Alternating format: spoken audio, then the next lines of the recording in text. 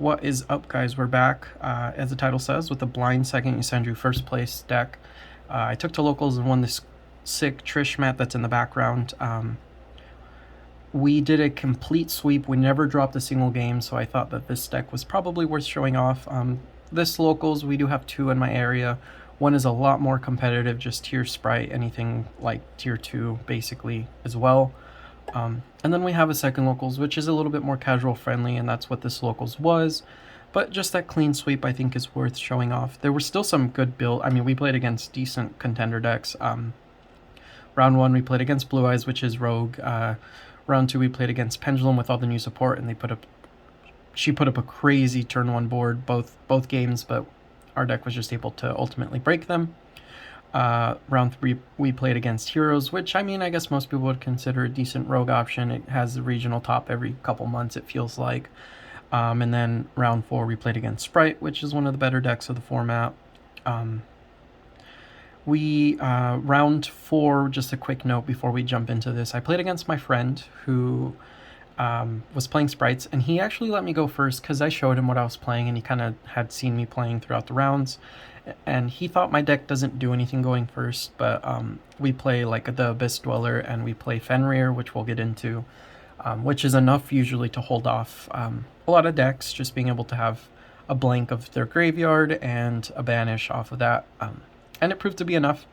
We were able to close out the game the next turn, but yeah, I mean, let's jump into it. The board breakers that I chose in this deck are all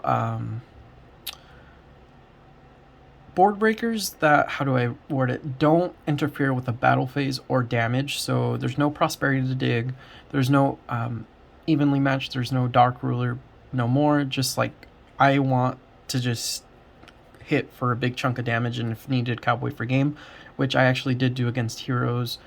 Round 3, game 2. We're exactly 800 shy, and we're able to Cowboy for game. But anyways, let's go ahead and jump into it.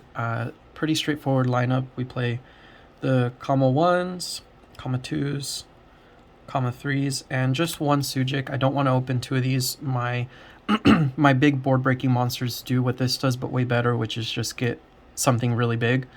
And I don't want to open 2. Like, that's just the worst feeling, is opening 2 of these. If I banish it off Desires, oh well. Chances are, if I open Tanky, I was searching a different Yosenju name anyways. We play 3 Fenrirs, which is probably one of the best cards, I mean, just ever up to this point. Yeah, I do apologize, this deck profile probably isn't like super budget friendly in some of the options that I chose. A lot of these cards have gotten reprints, but regardless of that, there are some better, cheaper alternatives that you could choose, like Dark Hole, Raigeki, so on and so forth.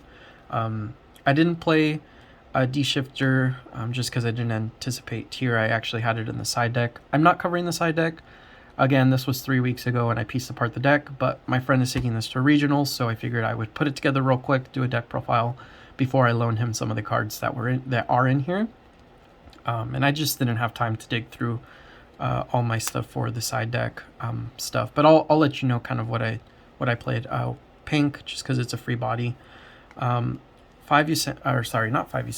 Kaijus, because I would ideally like to open 2 so I can give my opponent one, and then I get a free body. That's really it. That's it for the monsters. We'll just scoot them out of the way. Move on to the spells. Tanky freshly back to 3. That's why I chose to play the deck. I was kind of burnt out on playing Spright. I've been playing it since it came out, as my last video shows. We got 4th place at a regional with it, which was the best placement we ever had at a regional, which was super exciting. But anyways, this came back to 3, and I wanted to play something a little fun. We actually had won the previous locals and won a different playmat. We won like the Jack's Knight, King's Knight, Queen Knight one. But, I mean, it's a pretty straightforward Spright list. I don't think anyone really cares to see that. So we have 3 Lightning Storm, which just got reprinted and is fairly budget-ish. Now, 3 Talents, everyone plays on your turn. Also got a new reprint, which is fairly budget. Desires.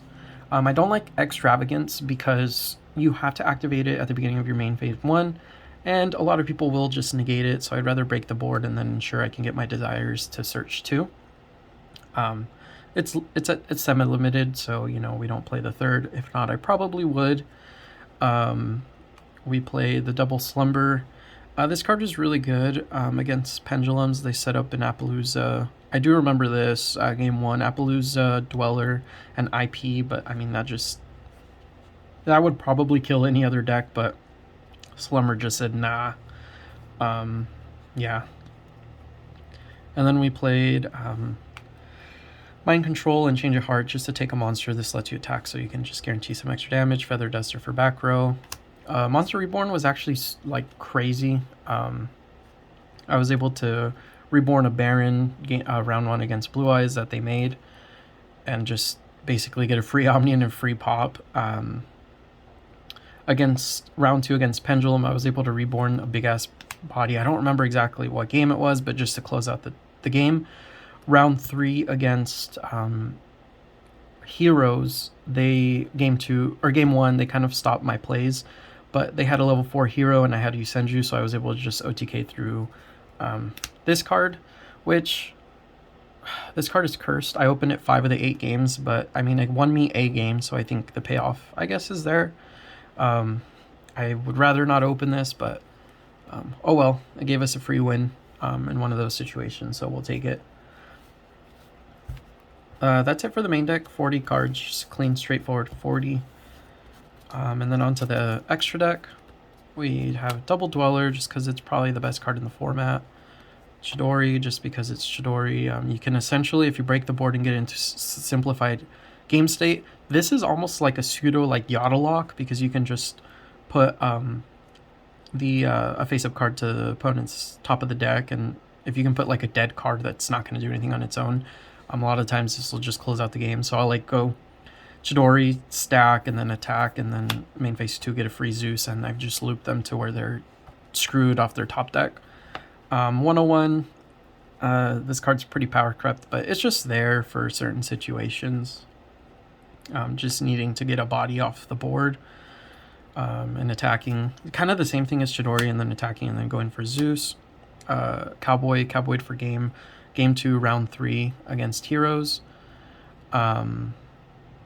Yeah, it's there. I hadn't cowboyed in like 5 years, so that felt really satisfying. Sorry to my friend who I did that to. You play the Zeus package through the Zodiacs, and then an extra Zeus just because if for some reason you do go this route and it gets like cleared out, then you have just the second one. I mean, the extra deck is so free.